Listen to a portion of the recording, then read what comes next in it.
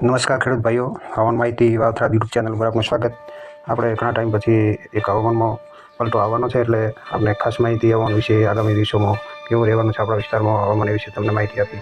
એટલે કે હવે 3 તારીખથી હવામાનમાં મોટું પરિવર્તન થવાનું છે, અને આપણા વિસ્તારમાં આમ કહીએ તો અખાત્રી પછી માવઠું નથી કહેતા, પણ આજે મોસમ વૈજ્ઞાનિક એ પ્રમાણે પ્રી મોન્સૂન એક્ટિવિટી કહેવાય છે, એટલે આપણે એને વરસાદ જ ગણી શકાય. એટલે આગામી 3 તારીખથી લઈ અને 10 તારીખ સુધી સતત હવામાનમાં પલટો રહેવાનો છે.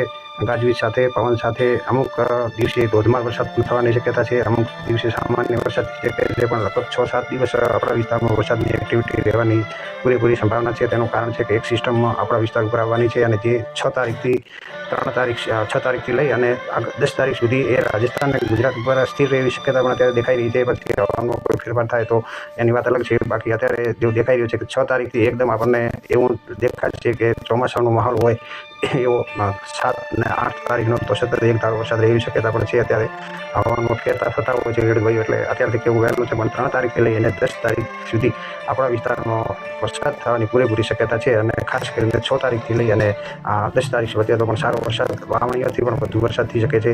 અને એક ખાસ આપણે ખેડૂત ભાઈઓ સૂચના આપો કે આગામી દિવસોમાં ગાજવીજ અને પવનનો જોર વધુ રહેવાનો છે, એટલે ખાસ સાવચેત રહેવાની જરૂર છે.